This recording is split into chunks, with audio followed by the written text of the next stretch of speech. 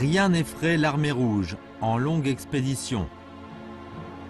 C'est peu, tous ces flots, toutes ces montagnes. Les 5 chaînes pour nous, rides de fine houle, le mont Oumang colossal, simple mode qu'on foule. Tièdes par la rivière d'Incha sont les roches flagellées. Sur la rivière d'Adou, étendu un pont en chêne gelée.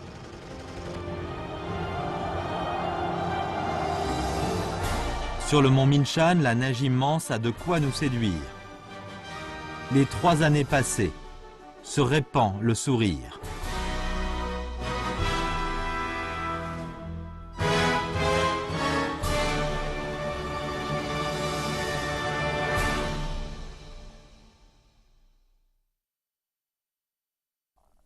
Le 6 novembre 1938, lors de la 6e session plénière élargie du 6e comité central du PCC, Mao Zedong indiqua au sujet de l'erreur de Zhang Guotrao. Les communistes ne se disputent pas le pouvoir militaire pour leur propre intérêt. Ne suivez pas l'exemple de Zhang Guotrao. Mais il faut se disputer le pouvoir militaire pour le parti, pour le peuple. Notre principe est que le parti dirige le fusil, et nous n'admettons absolument pas que le fusil dirige le parti.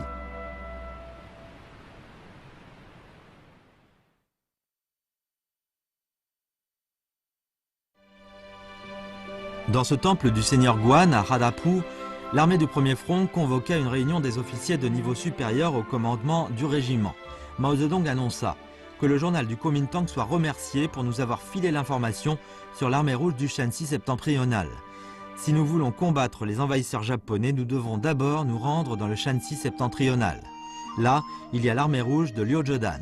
Il déclara avec enthousiasme « Camarades, avançons vers la victoire ». Il ne nous reste que 300 à 250 km du Shanxi septentrional. Là, ce sera notre destination, notre position avancée. Les troupes brisèrent la ligne de blocus le long de la rivière Wehe et parvinrent au bourg de Bangluo. Le bureau politique s'y réunit et décida officiellement d'installer le point d'appui de l'armée rouge centrale dans le Shanxi septentrional. La base révolutionnaire du Shanxi Gansu, fondée par Liu Zhedan, Xie Zechang et Si Zhongxun, fut formée à l'issue de la fusion de la zone frontalière du Shanxi Gansu avec celle du Shanxi septentrional. Elle fut l'unique base héritant des fruits de l'époque de la guerre de la révolution agraire. Son histoire remonte à 1927. À l'époque, le comité du PCC avait organisé les soulèvements de Qingdian, Weihua et Suyi. À l'été 1934, une petite zone soviétique de 70 km de long et de large fut établie avec l'instauration du soviet de la zone frontalière du Shanxi Gansu et la constitution de la commission révolutionnaire militaire. Si Zhongxun, 21 ans, assuma la présidence du soviet et Liu Zhedan, 31 ans, la présidence de la commission. Vers la première moitié de 1935, la zone fut élargie à une vingtaine de districts avec une population d'environ 900 000 hommes et une superficie de 30 000 km². Au cours des batailles, dans le cadre des campagnes anti-encerclement, les guérillas s'agrandirent progressivement pour devenir les 26e et 27e corps d'armée, reliant ensemble la zone frontalière du Shanxi Gansu et la base révolutionnaire du Shanxi septentrional. En septembre 1935, le 25e corps d'armée arriva au Shanxi septentrional après la longue marche et forma le 15e groupe d'armée avec les 26e et 27e corps d'armée. La puissance militaire de la base fut ainsi renforcée. De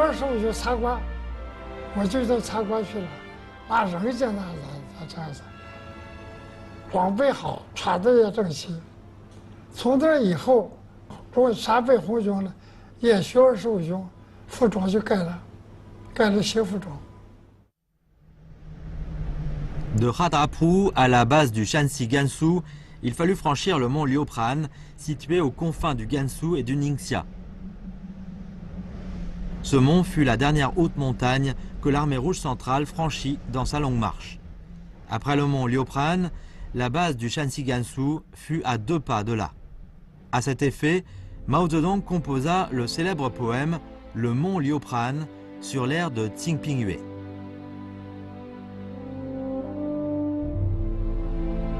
Le ciel est haut, les nuages clairs. Les yeux poursuivent les oies sauvages qui se perdent dans le sud. On n'est point brave homme, à moins d'atteindre la Grande Muraille. Cela fait déjà 20 000 lis de marche en comptant sur les doigts.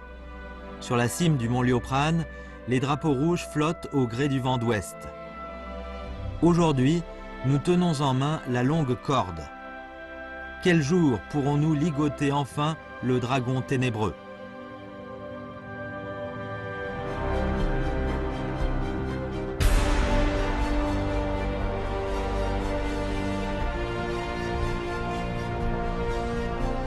Le 19 octobre 1935, le comité central du PCC arriva avec ses troupes au bourg de Houthi, de la base du Shanxi Gansu. À ce moment-là, la rivière commença à geler. Nombreux étaient les soldats de l'armée rouge après avoir franchi le mont Liuprán, qui étaient encore à pieds nus, vêtus de vêtements sans doublure et dans un état de grande fatigue. Face aux troupes du Kuomintang à ses trousses, Mao Zedong, malgré la fatigue due au périple, convoqua immédiatement une réunion. Il dit: nous arrivons à la base du Shanxi septentrional. C'est arrivé à la maison. Nous ne devons absolument pas amener cette queue à la base du Shanxi septentrional. Sous le commandement du commandant en chef du détachement du Shanxi Gansu, Prang De-Huai, l'armée rouge lança une attaque violente, anéantit un régiment de cavalerie ennemi et mit en déroute 2 autres cavaleries. Terrorisées, les troupes ennemies n'osèrent plus poursuivre l'armée rouge et se tinrent à distance, puis quittèrent la base révolutionnaire du Shanxi septentrional. Mao Zedong improvisa un poème en vers de 6 caractères. Montagne haute, route longue, fossé profond. De lourdes armées galopant à gauche et à droite. Qui ose leur tenir tête? Seul notre grand général, Prang.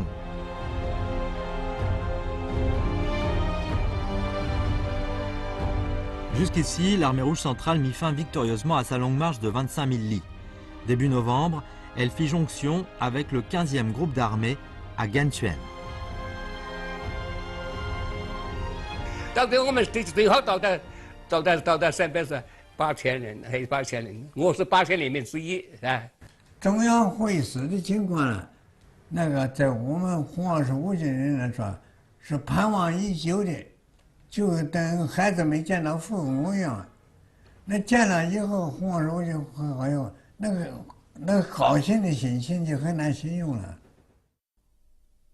À son arrivée au bourg de Houthi, l'armée rouge fit face à de grandes difficultés financières.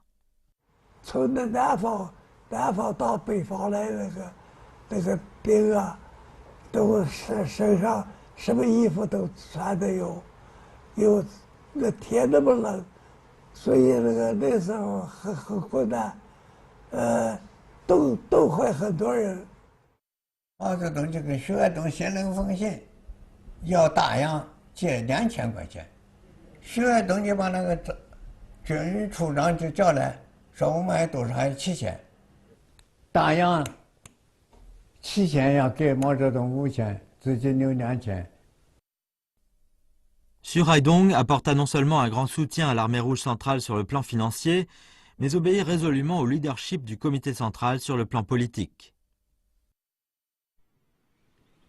Arrivé dans le Shanxi septentrional, le comité central du PCC, ayant Mao Zedong comme noyau, décida d'installer le quartier général de la révolution chinoise ici et se lança aussitôt dans l'édification de la base du Shanxi Gansu. Le 3 novembre 1935, le gouvernement central du Soviet décida de constituer la commission révolutionnaire militaire du Nord-Ouest que le comité central du PCC dirigea directement. Mao Zedong assuma la présidence alors que Zhou Enlai et Zhu De furent désignés vice-présidents. L'armée rouge centrale étant arrivée dans le Shanxi septentrional, Mao Zedong s'inquiétait toujours pour l'armée du 4e front, ainsi que les 2e et 6e groupes d'armées qui étaient encore sur la route de la longue marche. Parti vers le sud, à la tête de l'armée du 4e front, Zhang Guotrao fonda un autre comité central le 5 octobre à Zhoumoutiao, dans le district de Lifan, Sichuan. Le 12 janvier 1936, le comité central du PCC prit une décision lui ordonnant de dissoudre immédiatement le soi-disant comité central, arbitrairement constitué. L'acte séparatiste de Zhang Guotrao rencontra l'opposition de Zhu De, Liu Bochang et autres, et fut également impopulaire dans l'armée du 4e front. Zhu De dit « Les différentes troupes de l'armée rouge de tout le pays sont de la même famille. Ne laissons pas Chiang Kai-shek se moquer de nous. Nous, Zhu Mao, sommes ensemble depuis de longues années. Vous voulez que je m'oppose à Mao? Je ne le pourrai pas. Liu Bochang insista sur l'unité au lieu de la séparation et de la lutte interne. Le 5 décembre, au nom du comité central du parti Ligue, Zhang Guotrao envoya un télégramme au comité central du PCC déclarant que les numéros d'unité des armées du 1er et 4e front ont été annulés. Vous devez utiliser désormais les noms comme Bureau du Nord du parti, Gouvernement du Shanxi Gansu et Armée de la Colonne Nord. Il est interdit d'usurper le nom de comité central du parti. L'acte séparatiste de Zhang Guotrao parvint à son apogée. Plus tôt, les troupes descendues vers le sud s'étaient emparées de Suizing, Chonghua, Danba, Maogong. À la dernière décade d'octobre, elles conquièrent Tianquan, Lushan, Mingshan et autres endroits, donnant l'impression de tout raser sur son passage. Cette victoire d'un moment fit perdre la tête à Zhang Guotrao. 一到南下以后啊，打得很凶，占的面儿挺大。庐山打下来以后呢，这个国民党啊，蒋介石着了急了。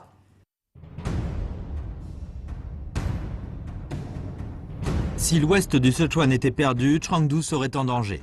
Chiang Kai-shek ordonna de toute urgence aux troupes de Suiyue de prendre part à la bataille immédiatement. Liu Xiang déploya aussi le gros de ses armées à Mingshan, ainsi que dans l'est de la région. Chiang prit ainsi les positions pour une bataille décisive avec plus de 80 régiments. En dépit du changement de déploiement des troupes ennemies, Zhang Guotrao ordonna tout de même de lancer l'offensive. Au début, tout se passa normalement.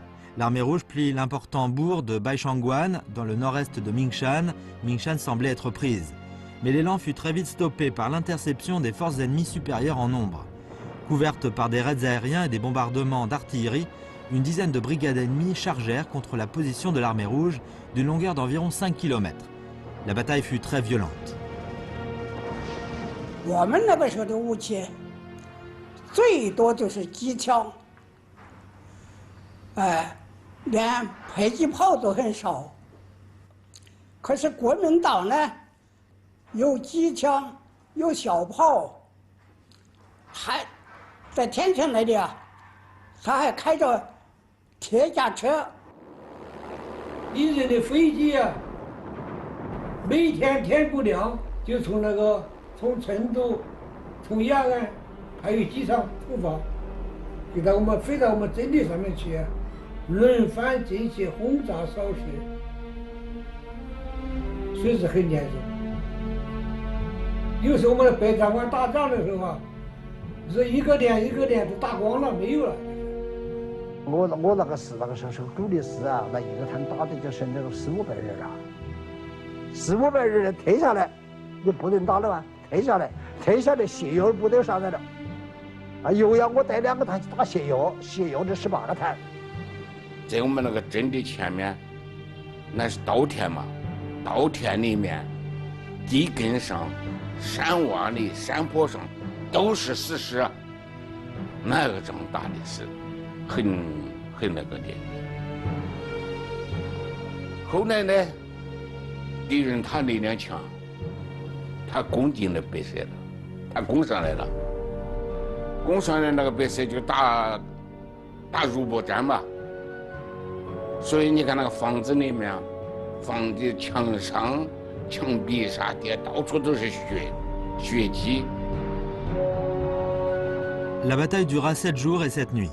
Plus de 15 000 ennemis furent tués et blessés. Mais l'armée rouge enregistra aussi environ 10 000 morts et blessés dans son camp. À la fin, les balles étant épuisées, l'armée rouge fut contrainte de se retirer de sa position. Après cette bataille, l'armée rouge perdit toute possibilité de faire route vers l'est ou vers le sud. Elle se trouva dans une situation extrêmement passive. Sous l'offensive généralisée de l'ennemi, elle dut se retirer vers la région de Daofu, Luhuo et Ganze. Vastes et peu peuplées, ces régions étaient très pauvres en matériel. Des dizaines de milliers de soldats étant stationnés ici, il était impossible d'assurer l'approvisionnement en vivres. Beaucoup de vies humaines furent perdues, non pas en raison des combats, mais de la faim. Selon les statistiques faites lors de la réorganisation des troupes en avril 1936, les effectifs de l'armée rouge baissèrent à environ 40 000 contre 80 000 lors de la descente vers le sud. Zhang Guotrao avait tenu à descendre vers le sud. Au début, des victoires successives, puis l'impasse. L'armée rouge centrale, se dirigeant vers le nord, put surmonter les difficultés et gagner toujours des victoires. Cela fit un contraste évident. Après que le gros de l'armée rouge du premier front fit jonction victorieusement avec le 15e groupe d'armée, Chiang Kai-shek rassembla de toute urgence de lourdes troupes pour encercler la base révolutionnaire du Shanxi Gansu. Du 21 au 24 novembre 1935, profitant du relief avantageux du bourg de Zheluo, l'armée du premier front écrasa une division de régiments ennemis. Ce fut une grande victoire qui permit de consolider la base révolutionnaire du Shanxi Gansu. 中央红军呢，打这个北边，打从敌人后面或北边打。我们这个15军团从这个南边或西边打这个直落征。哟，直落征也是难打呀，打了一天一夜，一天一夜打了一天，把这个直落征打下了，把那个109师消灭了。 Cette bataille du bourg de Zheluo fut comme la pose de la première pierre pour l'installation du quartier général de la Révolution nationale dans le nord-ouest. La base révolutionnaire du Shanxi Gansu devint ainsi un pied-à-terre de l'armée rouge après la longue marche. Du 17 au 25 décembre 1935, le comité central du PCC convoqua une réunion du bureau politique à Wayaobu où fut approuvée la résolution du comité central du PCC relative à la situation politique et la tâche du parti à l'heure actuelle. Le 27, Mao Zedong fit un rapport intitulé « Sur la stratégie de lutte contre les impérialistes japonais ». La résolution de la réunion de Wayaobu et le rapport de Mao analysèrent le changement de relations entre les différentes classes dans la société chinoise après l'intrusion des envahisseurs japonais en Chine et expliquèrent clairement que la stratégie fondamentale et la tâche du parti consistait à établir un large front uni national contre l'agression japonaise et achever la conversion de la ligne politique du parti. En février 1936, sous la bannière du détachement d'avant-garde de résistance contre l'agression japonaise de l'armée rouge du peuple chinois, l'armée du premier front lança la bataille d'expédition à l'est et écrasa une partie des troupes de Yan Xishan dans le Shanxi Suiyuan. Ce qui eut pour résultat de consolider la zone soviétique du Shanxi septentrional et de se tenir prêt pour combattre les envahisseurs japonais à l'est. En mai, sur l'ordre de la Commission révolutionnaire militaire centrale, les 1er et 15e groupes d'armées lancèrent la bataille d'expédition à l'ouest en 2 colonnes. Après cette bataille, 4 districts, soit Huanxian, Dingbien, Yanche et Yuwang, furent tous libérés. Pendant ce temps, le comité central du PCC continua d'une part à lutter contre l'acte séparatiste de Zhang Guotrao, l'exhortant à dissoudre le second comité central, et de l'autre montra la sincère sollicitude envers l'armée du 4e front en lui ordonnant à plusieurs reprises de faire route vers le nord. Peu après, Zhang Ha, alias Li Yuying, rapatrié de l'Union soviétique et arrivé dans le Shanxi septentrional, passa un télégramme à Zhang Guotrao au nom de la délégation de l'Internationale communiste. Dans ce télégramme, il transmettait à Zhang et autres dirigeants les hautes salutations de l'Internationale pour l'action que l'armée rouge avait menée pour arriver dans le Shanxi septentrional. Grâce à la lutte inlassable du comité central, Zhang Guotrao fut contraint de déclarer le comité central dissous. Le 19 novembre 1935, les 2e et 6e groupes d'armées de l'armée rouge, soit plus de 17 000 soldats, commencèrent la longue marche à partir du district de Sangzhou de la province du Hunan. Sur la route, ils reçurent un télégramme de Zhu De et Zhang Guotrao qui les exhortait à traverser la rivière Zinsha, dans le nord, pour faire jonction avec l'armée de Zhu. 后来我听说是中央的指示，要26军团到4方面进来的，从4方面军一起北上抗日。 Fin mars 1936, les 2e et 6e groupes d'armées se mirent en route à partir du district de Pran et après avoir passé Lijiang et Shogu dans le Yunnan, ils traversèrent la rivière Zinsha vers le nord et franchirent 3 montagnes enneigées avant d'arriver à Ganze le 1er juillet 1936 pour faire jonction avec l'armée du 4e front descendue vers le sud. À cet instant, le comité central du PCC envoya un télégramme à cet effet pour féliciter la jonction des 2 forces majeures et exprima l'espoir qu'ils remontent vers le nord au Shanxi Gansu afin de faire la jonction avec l'armée du 1er front et établir un quartier général de la Révolution. En fonction de l'ordre de la Commission révolutionnaire militaire centrale, après la jonction, les 2e et 6e groupes d'armées et l'ancienne 32e armée de l'armée du Premier Front furent réunis en l'armée du 2e front de l'armée rouge, des ouvriers et des paysans de Chine, avec Relong comme commandant en chef. Jean Bicheux assurait la commission politique. Après la jonction à Ganzhou, Zhu De, Liu Bochang présentèrent à Relong, Jean Bicheux et autres camarades l'acte séparatiste erroné de Zhang Guotra, ainsi que la lutte du comité central contre Zhang. L'arrivée des 2e et 6e groupes d'armées put renforcer la force opposée à la ligne erronée de Zhang et joua un rôle important pour la sauvegarde de l'unité au sein du parti et de l'armée, ainsi que pour la jonction des 3 forces majeures de l'armée rouge. Jean Bicheux s'entretint avec un plus grand nombre de dirigeants de l'armée du 4e front. Le consensus, l'unité, cela se voyait à l'œil nu. Relong, qui avait commencé à intégrer la révolution avec seulement 2 couteaux de cuisine, eut une manière originale de s'opposer à Zhang Guotra.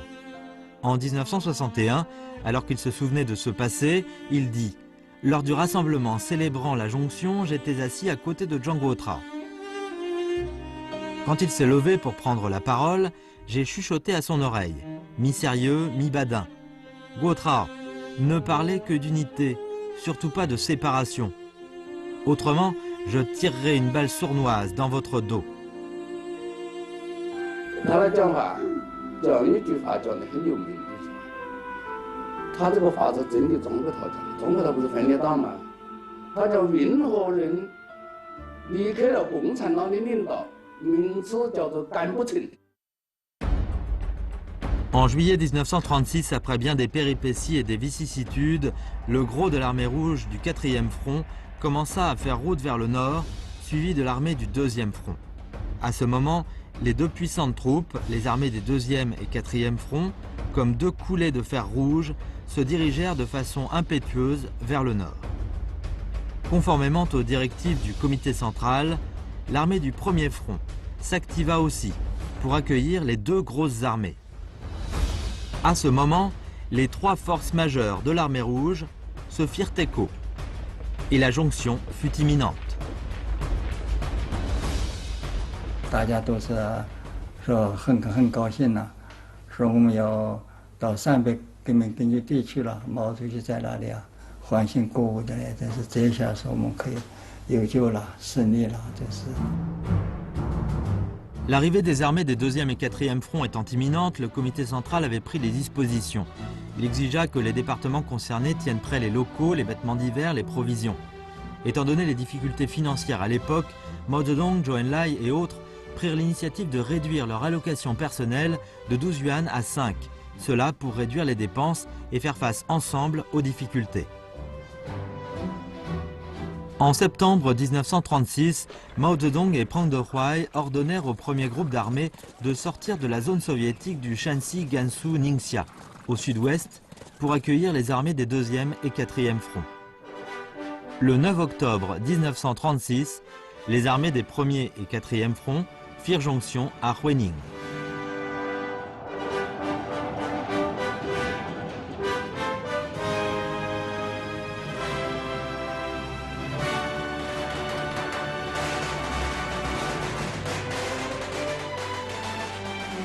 Le 22 octobre 1936, les armées des 1er et 2e fronts firent jonction à Diantraibu, dans le Ningxia. À ce moment, la longue marche, qui avait duré 2 ans, prit fin avec la jonction victorieuse des 3 troupes d'armée de l'armée rouge.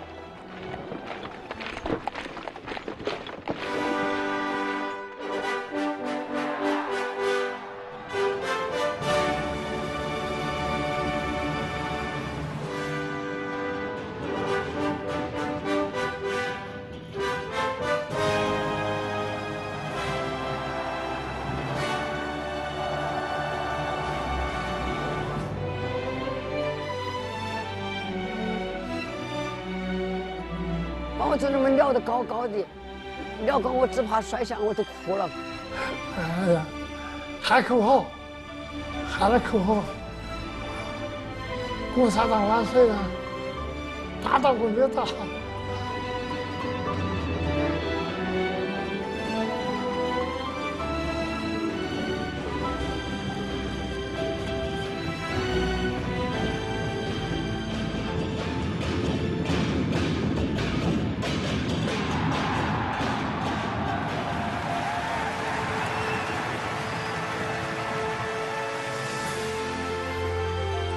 Le comité central du PCC, le gouvernement du Soviet de Chine et la commission révolutionnaire militaire centrale envoyèrent conjointement un message de félicitations.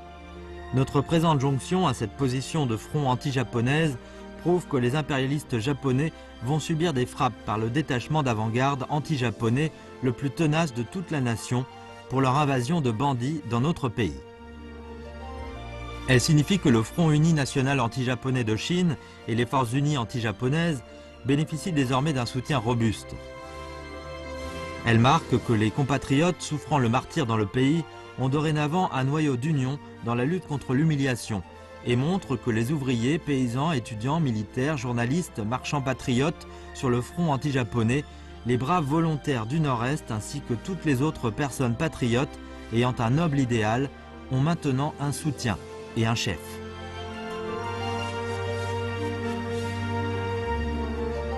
La jonction des trois armées marque la victoire de la stratégie du PCC quant à la résistance anti-japonaise dans le Nord et aussi la victoire de tout le parti et de toute l'armée dans leurs efforts pour sauvegarder résolument l'unité, s'opposer à la séparation et tenir compte de l'intérêt général.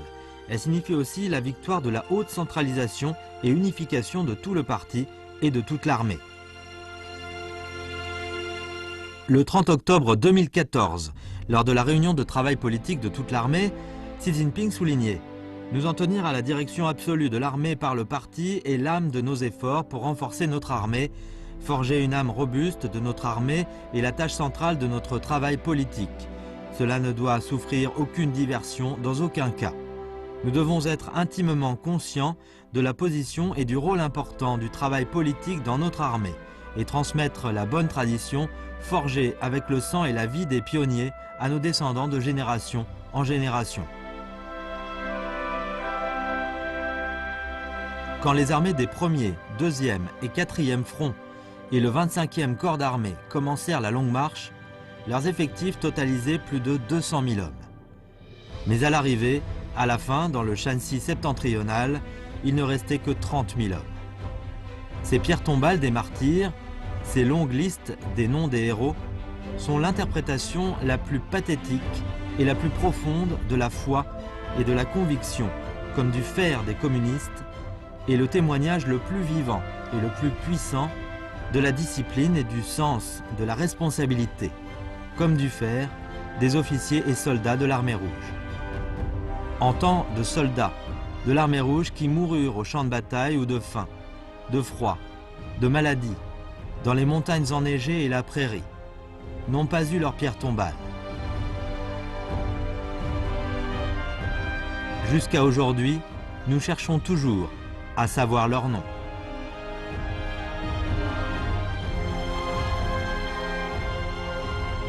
Ce sont bien ces officiers et soldats de l'armée rouge qui ont survécu, et ceux qui reposèrent sur la route de la longue marche, qui ont composé cette épopée la plus spectaculaire de la révolution chinoise, avec du sang et des vies.